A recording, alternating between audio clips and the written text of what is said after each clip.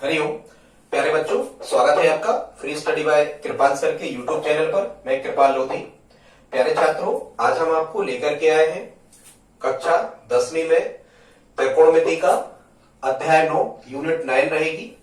चाहे वो एनसीईआरटी की मैथ्स हो, चाहे किसी भी राज्य के शिक्षा मंडल की मैथ्स हो, क्लास 10th की, सभी में सिलेबस एक सा ही है अध्याय 9 में। और इसका नाम है त्रिकोणमिति की कुछ अनुप्रयोग। और त्रिकोणमिति का यूज कहाँ हो सकता है ऊंचाई दूरी फाइंड करने में, इससे रिलेटेड ये अध्याय होगा। इसको हम ऊंचाई दूरी के नाम से भी जानते हैं। प्यारे छात्रों, एक अपील है, यदि आप अपील क्या निवेदन है, यदि आप हमारे चैनल पर पहली बार आए हैं, प्लीज इस चैनल को सब्सक्राइब कर लें। हम आपको क्लास 10th की पूरी मैथ्स, इंपोर्टेंट मैथ्स के अलग से वीडियो, सोशल साइंस, साइंस और हिंदी की तैयारी यूट्यूब के माध्यम से करवाते हैं। तो बगैर देर के स्टूडेंट्स, आइए प्रारंभ करते हैं आज का टॉपिक, ऊंचाई दूरी। प्यारे छात्रों, ऊंचाई दूरी को समझने के पहले हमें दो चीजों को और समझ लेना होता है, और वो आपके कहलाते हैं ऊंचाई दूरी में उन्नयन कोण और अवनमन कोण। ठीक है, एक तो बातों को और ध्यान रखना होता है, हम आपको इन बातों के बारे में बताते हैं। जैसे कि आप जानते हो कि त्रिकोणमिति में, ट्रिग्नोमेट्री में 6 त्रिकोणमिति अनुपात होते हैं। अब यहां हमें पूरे त्रिकोणमिति अनुपात याद रखने की जरूरत नहीं होती है, क्योंकि हम एक ट्रिक का यूज करते हैं, बड़ी स्मार्ट ट्रिक है। आपको प्यारे छात्रों एक ट्रिक याद रख लेना है, और वो ट्रिक है वो है लाल बटे कका। क्या लिख लेना है? लाल बटे कका। ये ट्रिक आपको लिख लेना है। इसका अर्थ क्या होता है प्यारे छात्रों? इसको हम 3 हिस्सों में बांटेंगे। एल मतलब लंब, के माने कर्म। तो ये जो लंब बटे कर्म होगा, ये साइन थीटा का मान होता है। इसके बाद में हम चले, लिखा है ए बटे के। तो ए बटे के का मतलब क्या होगा? ए मतलब आधार माने कि के माने कर्म, तो आधार बटे कर्म जो होता है ये cos थीटा का मान होता है। और लास्ट में जो लिखा है एल बटे ए मतलब लंब बटे आधार, ये टेन थीटा का मान होता है। ठीक है, इनके उल्टे क्रम से क्या हो जाते हैं? कोसेक, सेक, कॉट। मतलब इन्हीं को पलट के लिख दो तो कोसेक, सेक और कॉट के मान हमें मिल जाते हैं। लेकिन जनरली ऊंचाई दूरी में हमें जो सबसे इंपॉर्टेंट फार्मूला होता है ये होता है टेन थीटा का। और टेन थीटा का मान क्या होता है? लंब बटे आधार। ये हमें जनरली याद रखना होता है। 2-3 चीजें और हमें याद रखना होती है, उन पे भी हम चर्चा कर लेते हैं। हमें त्रिकोणमितीय सारणी में कम से कम 3 मान तो ये याद होना ही चाहिए यदि आप ऊंचाई दूरी से रिलेटेड क्वेश्चन को हल कर रहे हैं। वो मान क्या क्या है? सबसे पहले आपको टेन 30 का मान पता होना चाहिए। तो टेन 30 होता है प्यारे छात्रों 1 बटे वर्गमूल 3। इसके बाद में आपको टेन 45 की वैल्यू पता होना चाहिए। तो टेन 45 होता है 1। और इसके बाद में आपको प्यारे छात्रों टेन 60 का मान पता होना चाहिए, ये होता है वर्गमूल 3। 3 मान आपको ये याद रखना है, और एक फार्मूला टेन थीटा बराबर लंब बटे आधार, ये याद रखना है। ठीक है, अब हम देख लेते हैं, कभी कभी एग्जामिनर आपसे क्वेश्चन पूछता है, यहां से जो प्रश्न आते हैं वो उन्नयन और अवनमन कोण की परिभाषा भी पूछी जाती है। तो हम देख लेते हैं, हम आपको बताने वाले हैं उन्नयन कोण या उन्नत कोण के बारे में। इसे उन्नयन कोण भी कहते हैं और इसे उन्नत कोण भी कहते हैं। तो प्यारे छात्रों, उन्नत कोण या जो उन्नयन कोण है ये कैसे बनता है, कैसी इसकी परिभाषा आपको लिखना है, देखते हैं। जैसे मान के चलो ये कोई मकान है, इस पे कोई टंकी मान के चलो यहां पर रखी हुई है, और प्रेक्षक मतलब जैसे हम हैं, हम गणना कर रहे हैं, हम सवाल को हल कर रहे हैं, तो हम क्या कहला रहे? प्रेक्षक। अब जैसे मान के चलो ये कोई घर था, अब कोई प्रेक्षक यहां पर खड़ा हुआ है, कोई भी प्रेक्षक यहां पे खड़ा हुआ है, और ये यहां से इस वस्तु को देखता है। ये आंख भी हम यहां पर बना सकते हैं, ठीक, इस टाइप से हम आंख बना सकते हैं। ये यहां से प्रेक्षक इस वस्तु को देखता है, तो ये कहलाती है दृष्टि रेखा। क्या कहलाती है प्यारे छात्रों? दृष्टि रेखा। और इस जो पाद बिंदु होता है, देखो यहां पर एक शब्द का यूज किया गया है, पाद बिंदु। जहां कहीं भी प्यारे छात्रों पाद बिंदु शब्द लिखा होता है, इसका मतलब होता है निचला सिरा, मतलब आधार वाला हिस्सा। हम कहें कि ये मकान था, इसका पाद बिंदु ये है। यदि यहां से इस पाद बिंदु से हम जमीन के समांतर क्षैतिज एक रेखा खींच दें, तो ये जो कहलाती है, ये कहलाती है क्षैतिज रेखा। क्या कहलाती है? क्षैतिज रेखा। बस अब हमें क्या करना होता है, जब भी आप इसका चित्र बनाओ तो भी हमें ऐसे ही बनाना है।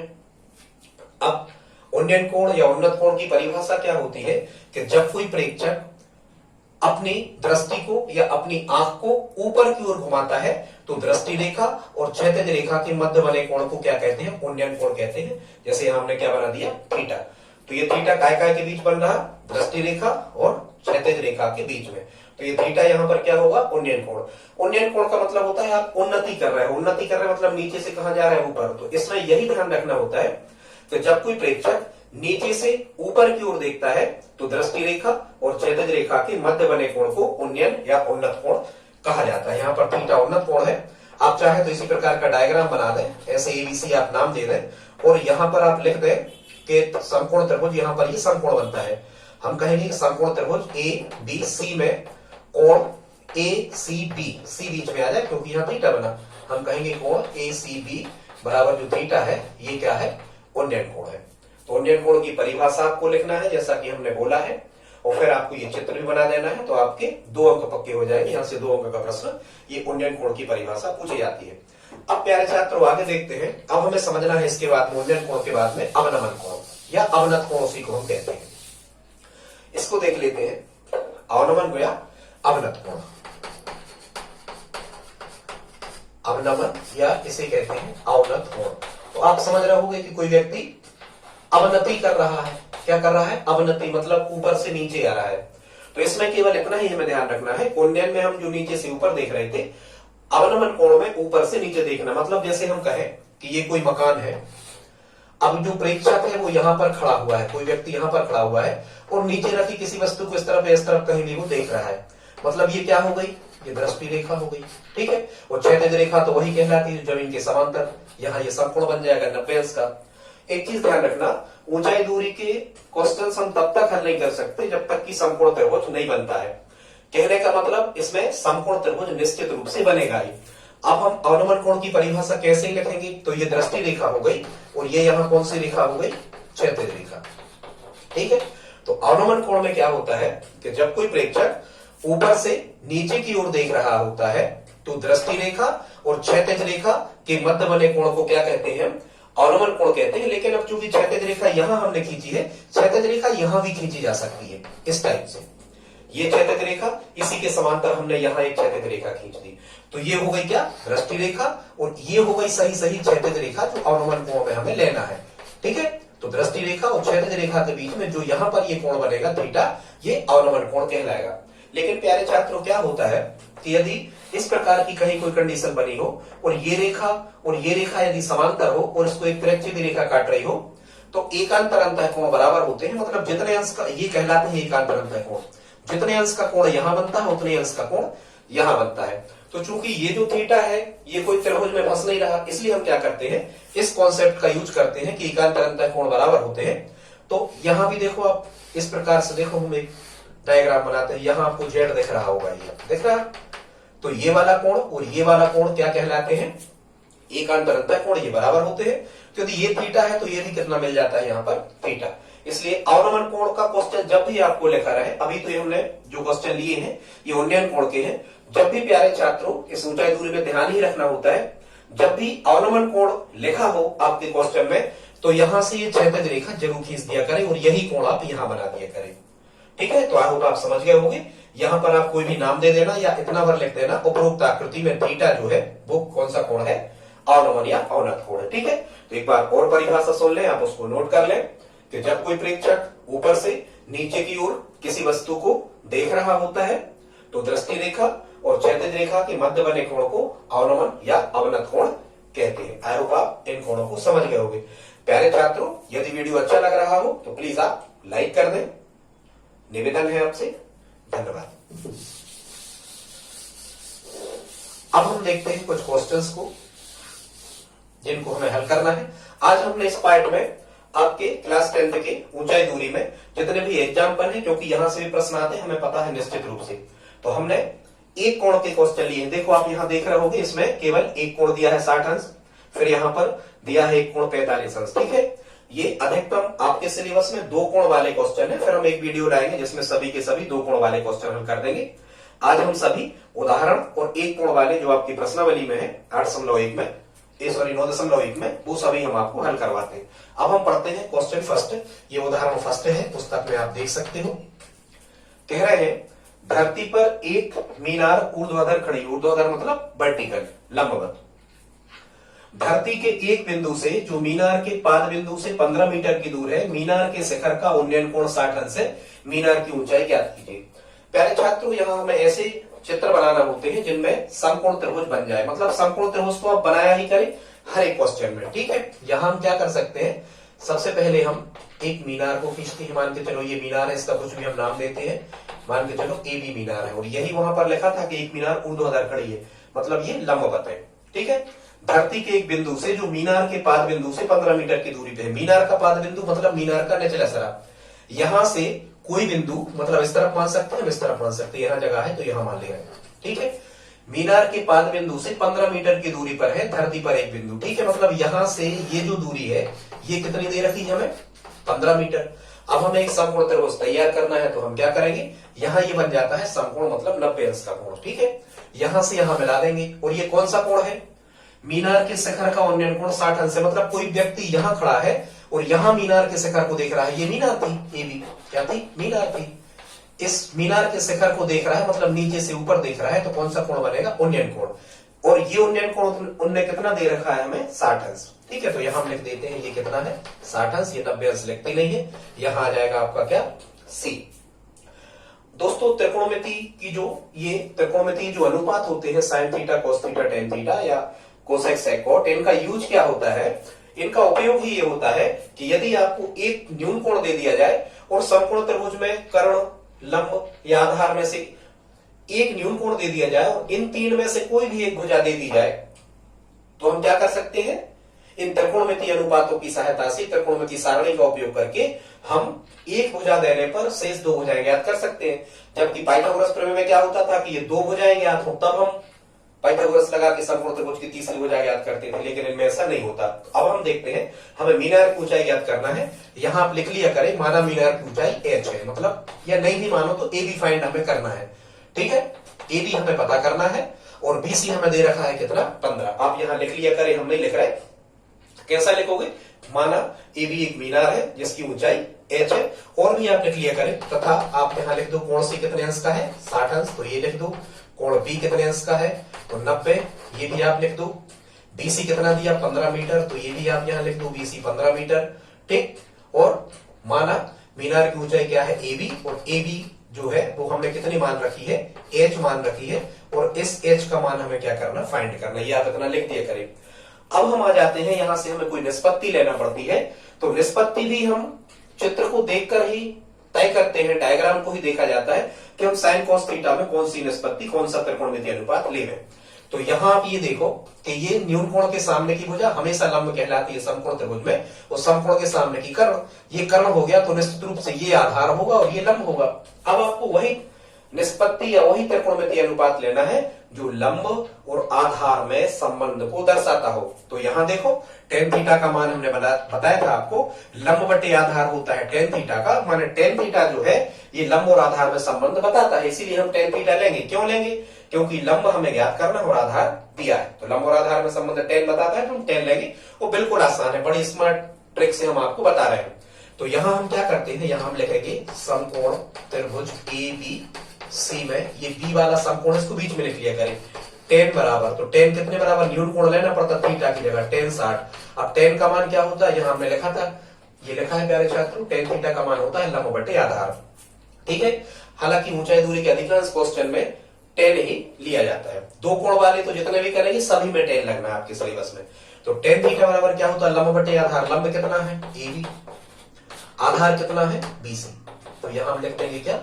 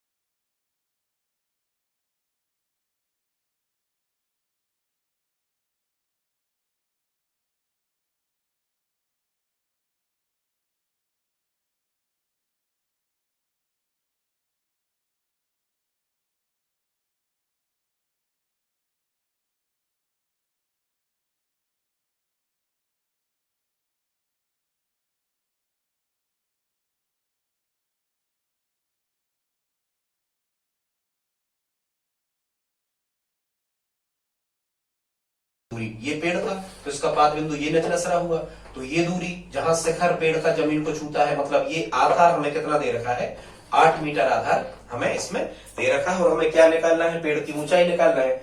तो पेड़ की ऊंचाई, हालांकि क्वेश्चन पुस्तक वालों ने पूरा नहीं लिखा, यहां उनको ये लिखना था कि टूटने के पूर्व पेड़ की कुल लंबाई क्या थी। ठीक है, ये मतलब पूरा जो पेड़ था टूटने के पूर्व वो कितना था, यहां से लेकर के यहां तक, और ये हिस्सा यहां लटक गया, मतलब जो पेड़ की ऊंचाई होगी, जैसे हम यहां कुछ भी नाम दे दें ABC, तो पेड़ की ऊंचाई जो होगी कुल वो AB, मतलब पेड़ का खड़ा वाला हिस्सा, और धन AC माने पेड़ का टूटा हुआ हिस्सा। मतलब इसमें आपको दो भुजाएं निकालना है। क्या निकालना है, ये लंब निकालना है, और फिर क्या निकालना है, कर्ण।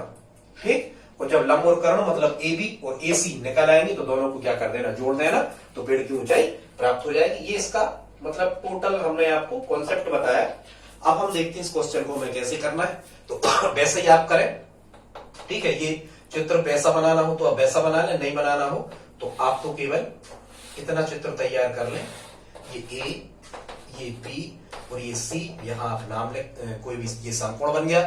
अब ये C पे कितने अंश का कोण बनता है, पेड़ का ऊपरी हिस्सा जमीन पे जहां छूता है 30 अंश का कोण बनाता है। ठीक है, और क्या कह रहे थे कि पेड़ के पाद बिंदु से जहां छू रहा है वहां की दूरी 8 मीटर है, मतलब ये BC कितनी हो गई, 8 मीटर हो गई। अब हमें क्या क्या ज्ञात करना है, हमें AB भी ज्ञात करना है और AC भी ज्ञात करना है। तो हम यहाँ लिख लेते हैं पेड़ की कुल ऊंचाई जो है वो कितनी है, तो हम लिखते हैं पेड़ की कुल ऊंचाई जो है वो है हमारी, मान के चलो AB को हम H मान ले रहे हैं, या नहीं भी मानो, कुछ नहीं मानो, ऐसे ही लिख रहा हूं। ठीक है, पेड़ की कुल ऊंचाई जो है वो क्या है, AB मतलब खड़ा वाला हिस्सा, धन टूट के झुक गया ये AC। आपको इस समकोण त्रिभुज में केवल कुछ नहीं करना है, काय का मान निकालना है, इसका लंब का और कर्ण का, और दोनों मानों को क्या कर देना है, जोड़ देना है। तो आइए अब हम देखते हैं कैसे इसको करते हैं। वही आपको शुरू करना है समकोण त्रिभुज में। बाकी पूरा आप लिख लेना, माना ये भी पेड़ है, टूटा हिस्सा AC है, कोण C बराबर 30 अंश, कोण B बराबर 90 अंश और BC बराबर 8 मीटर। ठीक है, उसके बाद लिख लेना ये पेड़ की ऊंचाई ज्ञात करना है, AB धन AC बराबर क्वेश्चन मार्क, ये हमें क्या करना, फाइंड करना। ये आप लिख लिया करें हर एक क्वेश्चन में। ठीक है, तो अब हम कुछ भी कर सकते हैं, पहले कर्ण भी निकाल सकते हैं, ठीक है, और पहले हम लंब भी निकाल सकते हैं। सरल हमें ये लग रहा कि जैसे हमने आपको अभी बताया था कि ये फार्मूला क्या होता है, लाल बटे कका, ये फार्मूला होता है। ये पहला लंब बटे कर्ण साइन है, आधार बटे कर्ण कोस है, लंब बटे आधार टेन है। तो पहले हम क्या कर रहे हैं, इसमें टेन लगा दे रहे हैं। तो टेन से क्या होगा कि हमें आधार दिया है, ये लंब पता लग जाएगा, मतलब पेड़ का खड़ा वाला हिस्सा, इसकी दूरी हम निकाल सकते हैं। तो समकोण त्रिभुज ABC में पहले हम टेन ले रहे हैं, टेन कितने बराबर 30 अंश बन रहा, तो टेन 30 बराबर, अब टेन बराबर क्या होता है, लंब बटे आधार, मतलब इसका लंब कितना है, ये AB और आधार कितना है BC। टेन 30 कितना होता, 1 बटे वर्गमूल 3, मान रख दिया। AB कितना था, ABI लिखे रहो आप यहाँ पर, और BC कितना था 8, दो संख्या बटे में बीच में लगा बराबर। फिर से यहाँ क्या कर दो, त्रिगुणा, AB का करनी 3 में किया तो AB का वर्गमूल 3 में किया तो AB वर्गमूल 3 बराबर 8 का 8। यहाँ से जब हम AB का मान निकाल रहे होंगे तो कितना आएगा, 8 बटे A वर्गमूल 3 कहाँ जाएंगे, नीचे। इसको दे दो समीकरण 1। यदि प्यारे बच्चों ने ये पूछा होता कि पेड़ जो खड़ा हुआ है, जो टूट कर नहीं झुका है, उसकी लंबाई क्या है, तो ये निकल आई AB कितनी, 8 बटे वर्गमूल 3 मीटर। ठीक है, लेकिन इतना नहीं करना, हमें अभी और करना है। अब क्या करना हमें, ये AC और चाहिए, मतलब टूटा वाला हिस्सा और चाहिए। ठीक है, तो फिर आप चाहो तो यहाँ 8 बटे कर्ण 3 लिख लो, नहीं लिखना है तो ये देखो कि BC क्या है, आधार, और हमें क्या फाइंड करना है, AC कर्ण। तो आधार और कर्ण में कौन सा त्रिकोणमितीय अनुपात संबंध बताता है, तो प्यारे छात्रों आधार और कर्ण में ये साइन होता है, ये कॉस होता है। आधार और कर्ण में संबंध बताता है कॉस थीटा, इसलिए हम यहाँ पर एक बार कॉस थीटा लेते हैं। तो फिर से हम लिखेंगे, हम पुनः लिखेंगे, पुनः समकोण त्रिभुज उसी में, पुनः समकोण त्रिभुज ABC में, ABC में, और कितने का मान निकालेंगे हम, कॉस लेना है तो कॉस 30, हम यहाँ लिखेंगे कॉस 30। अब कॉस क्या होता है, कॉस होता है आधार बटे कर्ण, यहाँ आधार क्या है BC, तो हम यहाँ लिखेंगे BC बटे कर्ण क्या है AC, तो यहाँ हम लिखेंगे AC। अब आपको कॉस 30 का मान भी पता होना चाहिए। ठीक है, तो प्यारे छात्रों कॉस 30 का जो मान होता है ये होता है करनी 3/2 या वर्गमूल 3/2 बराबर बीसी। बीसी का मान कितना दिया 8, तो बीसी की जगह यहां हम 8 लिख सकते हैं बटे एसी जो पते हो चलने दो। ये पेड़ का टूटा हुआ हिस्सा है एसी, ये निकल आएगा। अब हमें क्या करना है, दो संख्याएं बटे में लिखी, बीच में बराबर लगा तो त्रिगुणा करेंगे। इसके बाद से यहां देखना अज्ञात राशि का त्रिगुणा पहले होते, एसी का वर्गमूल 3 में हुआ तो ये निकल के आया एसी वर्गमूल 3। फिर हम बराबर लगाते हैं और 8 दूनी 16, 8 का 2 में हुआ तो 16। यहां से जब हम एसी का मान निकाल रहे होंगे तो कितना आएगा 16 बटे वर्गमूल 3। इसको दे दो आप चाहो तो समीकरण 2। अब देखो ये एसी क्या था, पेड़ का टूटा हुआ हिस्सा, और ए भी क्या था, पेड़ का खड़ा हुआ हिस्सा। हमें दोनों भाग मिल गए। अब हम ये मान लौटाएंगे। हमें निकालना है पेड़ की कुल ऊंचाई जो है ए बी धन एसी के बराबर। तो यहां अब हम लिखेंगे पेड़ की कुल ऊंचाई। यही उनने पूछा था कि टूटने के पहले पेड़ कितना था, तो ये हमारा मान था कितना ए बी धन एसी, मतलब खड़ा हिस्सा और टूटा हिस्सा। तो ए बी धन एसी, और अब हमें समीकरण 1 और 2 से दोनों मान मिल चुके हैं। ए बी कितना मिला था 8 बटे वर्गमूल 3, तो ए बी की जगह हम यहां लिखेंगे 8 बटे वर्गमूल 3 धन एसी की जगह लिखेंगे, एसी का मान यहां मिला 16 बटे वर्गमूल 3, 16 बटे वर्गमूल 3। प्यारे छात्रों जब हम इनको जोड़ रहे होंगे तो यदि बटे में एक सी संख्या लिखी रहे तो डायरेक्ट जोड़ दिया करें। 8 और 16 कितना हो गया 24 बटे वर्गमूल 3। ये भी आंसर आपका सही है 24 बटे वर्गमूल 3। लेकिन क्या होता है कि जब कभी ये नीचे वर्गमूल 2, वर्गमूल 3, वर्गमूल 5 जिनके पूरे वर्गमूल नहीं निकलते, ये अपरिमेय संख्याएं कहलाती हैं। जब कभी भी अपरिमेय संख्या आ जाए तो हर का परिमेयकरण किया जाता है। हर का परिमेयकरण का मतलब ये है, जैसे हम वर्गमूल 3 लिखे हैं तो ये कहलाता है हर का परिमेयकरण। आप वर्गमूल 3 बटे वर्गमूल 3 का ऊपर नीचे क्या कर दो, गुणा। कोई अंतर नहीं पड़ा, वर्गमूल 3 से वर्गमूल 3 कट के मतलब अपने 1 का गुणा किया, और किसी संख्या में 1 का गुणा कर दो कोई इफेक्ट नहीं पड़ता उस संख्या, मतलब कोई अंतर नहीं पड़ा, लेकिन ये बदल जाएगी अब संख्या। ठीक है, अब आपको क्या करना है, कैंसिल आउट नहीं करना, काटना नहीं ना, फिर जब खत्म हो जाएगा। अब आपको ऊपर ऊपर गुणा करना है और नीचे नीचे। 24 का वर्गमूल 3 में आप गुणा करोगे तो यह आएगा 24 वर्गमूल 3, और वर्गमूल 3 का वर्गमूल 3 में गुणा करोगे तो कितना आएगा यहाँ पर 3। वर्गमूल 3 का वर्गमूल 3 में गुणा वर्गमूल 9, और 9 का वर्गमूल 3। या तो आप ये रखो कि वर्गमूल 3 का वर्गमूल 3 में गुणा शुद्ध 3, वर्गमूल 2 का वर्गमूल 2 में गुणा शुद्ध 2, ऐसे याद रख लो। ठीक है, अब चूंकि यहाँ कौन सा सिंबल लगा हुआ है, गुणा का, तो यदि 3 से 24 कट रहा है तो हम काट सकते हैं। तो 3 से 24 कितने बार कट गए 8 बार। तो यहाँ हमें जो ए बी धन एसी मतलब पेड़ की जो कुल ऊंचाई चल रही थी वो कितनी मिल गई, 8 बार कट गए तो 8 वर्गमूल 3। तो हम लिखेंगे 8 वर्गमूल 3 मीटर। ये हमारा क्या होगा, आंसर होगा। पेड़ की कुल ऊंचाई कितनी थी 8 वर्गमूल 3। अब आपको आगे करना है और हल करना है, हालांकि पुस्तक में इतना ही आंसर दिया है, इतना ही करें आप, लेकिन और आगे करना है। तो वर्गमूल 3 का मान कितना होता है 1.732, तो आप 8 में 1.732 का गुणा कर दें, जो भी निकल के आएगा वो इसका क्या होगा प्यारे छात्रों, आंसर होगा। प्यारे छात्रों आगे देखते हैं, यदि कोई क्रमांक में यहाँ पर मिस्टेक हो तो आप सुधार लेना, अपनी पुस्तक में देख लेना। ठीक है, बाकी ये दो क्वेश्चन सही है। ये 9.1 का चौथा और 9.1 का 5वां क्वेश्चन हमने यहाँ पर लिया है। ठीक है, ये प्यारे छात्रों हम आपको करवा रहे हैं जो एक कोण के पूरे करवा रहे हैं। ठीक है, इसका हमारा जो पार्ट सेकंड होगा उसमें हम 2 कोण वाले सभी क्वेश्चंस हल करवा देंगे। एक कोण का मतलब ये होता है कि इस क्वेश्चन में केवल आपको एक ही कोण यहाँ पर दिया होता है। देखते हैं इस क्वेश्चन को। कह रहे हैं भूमि के एक बिंदु से जो मीनार के पाद बिंदु से 30 मीटर की दूरी पर है, मीनार के शिखर का उन्नयन कोण 30 अंश से मीनार की ऊंचाई ज्ञात कीजिए। बिल्कुल सिंपल सा क्वेश्चन है। ठीक है, मीनार आप बनाओगे तो कैसी बनेगी, ये लंबवत बनेगी। माना ये क्या है, मीनार है, आप लिख लेना उसमें, माना ए बी क्या है, मीनार। माना से ही इन क्वेश्चंस को प्रारंभ किया जाता है। माना ए बी एक मीनार है। अब कह रहे हैं मीनार के भूमि के एक बिंदु से जो मीनार के पाद बिंदु से 30 मीटर दूर है, तो मीनार का पाद बिंदु क्या हुआ, ये निचला सिरा, इसको पाद बिंदु कहते हैं। तो भूमि पर एक बिंदु है, मान के चलो बिंदु हम इस तरफ मान ले रहे हैं, इस बिंदु से भूमि के एक बिंदु से जो मीनार के पाद बिंदु से 30 मीटर की दूरी पर है, ये 30 मीटर की दूरी पर है, तो ये हमें मिलाना होता है, क्योंकि हमें किसी भी प्रकार से एक संपूर्ण त्रिभुज का निर्माण इन सभी प्रकार के क्वेश्चन में करना होता है। कुछ नहीं बने तो आप कम से कम ये संपूर्ण त्रिभुज तो खींच ही लेना। ठीक है, ये 30 है। कह रहे हैं मीनार के शिखर का उन्नयन कोण 30 अंश से, मतलब कोई व्यक्ति यहां से खड़े होके यहां देख रहा है मीनार के शिखर को। ठीक है, ये बिल्कुल सीधी लाइन खींचना, मीनार के शिखर को देख रहा है और ये उन्नयन कोण कितना है 30 अंश है। तो मीनार की ऊंचाई ज्ञात कीजिए। यहाँ पर ये क्या बन गया, समकोण बन गया। ए बी यहाँ क्या नाम दे दो, सी लिख लेना। माना ए बी एक मीनार है जिसकी ऊंचाई कुछ भी मान लो, मान के चलो एच मान लो, हम ए बी की जगह एच रख देंगे, एच नहीं भी रखना हो तो ए बी ही रखना, ठीक है।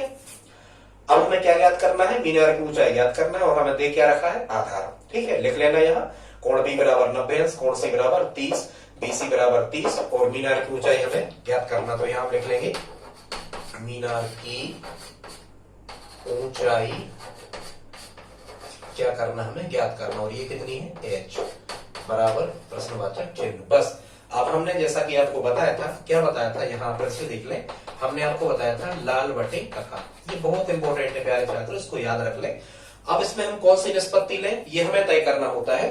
तो ये हम मतलब कौन सा त्रिकोणमितीय अनुपात लें, हम साइन कॉस टेन में से तीनों में से लेना होता है, उल्टे नहीं लिए जाते। तो ये हमें कहां से पता लगता है कि जैसे हमें ये लंब निकालना है, क्योंकि न्यून कोण के सामने की वजह लंब कहलाती है, हमें लंब निकालना है और आधार दिया है, तो लंब और आधार में कौन सी निष्पत्ति संबंध दर्शाती है, टेन। लंब और आधार में टेन संबंध दर्शाती है, इसका मतलब हमें इसमें क्या ले लेना, केवल टेन थीटा।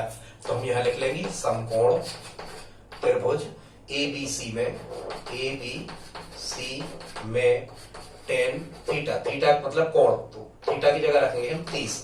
टेन का मान क्या होता है, लंब बटे आधार, इसमें लंब क्या है, एबी बटे आधार क्या है, बीसी, तो यहाँ बीसी लिख देंगे।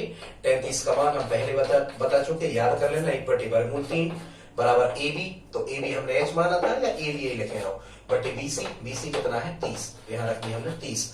फिर यहाँ वही दो संख्याएं बटे में है, बीच में बराबर लगा, त्रिक गुणा कर दो। अज्ञात राशि का पहले एच का वर्गमूल 3 में करेंगे तो यहाँ निकल के आएगा कितना, एच वर्गमूल 3, फिर हम बराबर लगाते हैं त्रिक गुणा में, और 30 का 1 में होगा तो 30 एकम 30। यहां से जब हम h की वैल्यू फाइंड कर रहे होंगे तो 30 बटे कितना आ जाएगा, वर्गमूल 3। हमने जैसा कि शुरू में आपको बताया था कि प्यारे छात्रों जब कभी भी यहाँ वर्गमूल 2, वर्गमूल 3, वर्गमूल 5 ऐसे मिले, यहाँ कुछ नहीं मिलेगा आपको, केवल वर्गमूल 3 मिलेगा सभी क्वेश्चंस में। तो यहाँ जब अपरिमेय संख्याएं हर में आ जाती हैं तो हर का परिमेयकरण कर दिया जाता है, और हर का परिमेयकरण क्या कहलाता है, नीचे की संख्या का ऊपर नीचे जो कहते हो गुणा कर दो, इसका कोई अंतर नहीं पड़ा। वर्गमूल 3 से वर्गमूल 3 कट गए, लेकिन अब ये हमें काटना भी नहीं है। अब हम जब यहाँ गुणा करेंगे तो यहाँ लिखेंगे 30 का ऊपर ऊपर गुणा किया जाता है, नीचे नीचे। 30 का वर्गमूल 3 में किया गुणा तो कितने आ गए, 30 वर्गमूल 3 बटे वर्गमूल 3 का वर्गमूल 3 में हमने पहले बताया था ये शुद्ध 3 होता है, ठीक है। ये गुणा लगा है यहाँ, तो 3 से ये 30 कट गए कितने बार, 10 बार, यहाँ निकल के आया 10 वर्गमूल 3। कितना निकल के आया, 10 वर्गमूल 3। तो बस ये हमारा आंसर होगा 10 वर्गमूल 3 मीटर। ये मीनार की क्या निकला है प्यारे छात्रों, ऊंचाई निकला है, ठीक है। आप चाहें तो वर्गमूल 3 का मान 1.732 होता है, उसमें 10 का गुणा भी कर सकते हैं। वीडियो अच्छे लग रहा है तो प्लीज आप लाइक तो करते ही चले। अब देखते हैं अगला क्वेश्चन, ये आज का लास्ट क्वेश्चन होगा, बस आप 5 मिनट और हमारे साथ रहे। प्यारे छात्रों अगला जो क्वेश्चन है ये लिया है हमने प्रश्नावली 9.1 का 5वां, पढ़ते हैं इसे। कह रहे हैं भूमि से 60 मीटर की ऊंचाई पर पतंग उड़ रही है, ठीक। भूमि से 60 मीटर की ऊंचाई मतलब सीधी बात लंब, भूमि से 60 मीटर की ऊंचाई पे पतंग उड़ रही है, मतलब ये लंब हो गया कितना, 60 मीटर। यहाँ कहीं ये पतंग उड़ रही है, भूमि से कितनी ऊंचाई पर, 60 मीटर ऊंचाई पर पतंग उड़ रही है। पतंग में लगी डोरी को अस्थायी रूप से भूमि के किसी एक बिंदु से बांध दिया गया है। कभी भी डोरी या तार शब्द लिखा हो आप तुरंत समझ जाना ये कर्ण की बात हो रही है, ठीक है। ये है डोरी, पतंग की डोरी, मतलब यदि हम यहाँ इसको मिला देंगे तो यहाँ समकोण बन जाएगा, तो समकोण के सामने की वजह हमेशा क्या कहलाती है, कर्ण। डोरी मतलब कर्ण। लगी डोरी को अस्थायी रूप से भूमि के किसी एक बिंदु से बांध दिया गया है, यहाँ कहीं बांध दिया गया होगा, उनकी ऊंचाई नगण्य होती है, ठीक है। भूमि के साथ डोरी का झुकाव 60 अंश है, ये डोरी है, इस भूमि के साथ झुकाव 60 अंश है, मतलब ये कोण दे दिया हमें कितने अंश का, 60 अंश का एक कोण। फिर कह रहे हैं यह मानकर कि डोरी में ढील नहीं है, मतलब डोरी बिल्कुल सीधी टाइट है, इस टाइप से ये कर्ण है, ये डोरी है, ठीक है। डोरी में कोई ढील नहीं है। डोरी की लंबाई ज्ञात कीजिए, मतलब आपको ये डोरी की लंबाई, इसका मतलब आपको ये यहां सी नाम दे दिया, डोरी की लंबाई माने कर्ण आपको ज्ञात करना है। इसमें आपको डोरी की लंबाई क्या है, एसी, यहाँ ये लिखा है, आपको देख नहीं रहा होगा, लिख देते हैं। डोरी की लंबाई एसी आपको फाइंड करना है, इसका मान आपको निकालना है, बस इतना सा क्वेश्चन है। अब हमें फिर अपनाना है, क्या करना है, जैसा कि हम करते थे, क्या करते थे कि देखो आपको ये लंब कितना दे दिया, 60 मीटर, और कर्ण हमें निकालना है। तो ऐसी कोई निष्पत्ति आप ढूंढो, इस लाल बटे का काम है, इस लाल बटे का काम है, ये हमें ढूंढना होती है। यहीं से पता लगता है इस चित्र को देख करके, ठीक है, कि क्या लें हम। तो हम ये ले सकते हैं कि जैसे 60 हमें लंब दिया है और कर्ण हमें निकालना है, तो लंब और कर्ण में संबंध क्या बताती है, पहली निष्पत्ति लंब बटे कर्ण, ये साइन होता है, साइन थीटा लंब और कर्ण में संबंध बताती है, इसलिए हम यहाँ क्या लेंगे, साइन लेंगे। ये भी आप सीखते जाओ, ठीक है।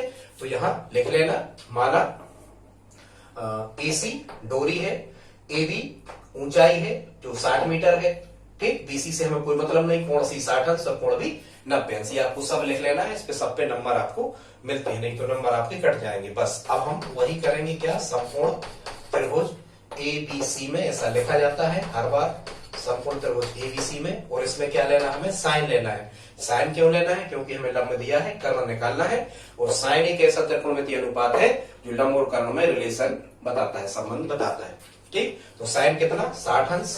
अब साइन का मान क्या होता है प्यारे छात्रों, साइन होता है लंब बटे कर्ण, ठीक है।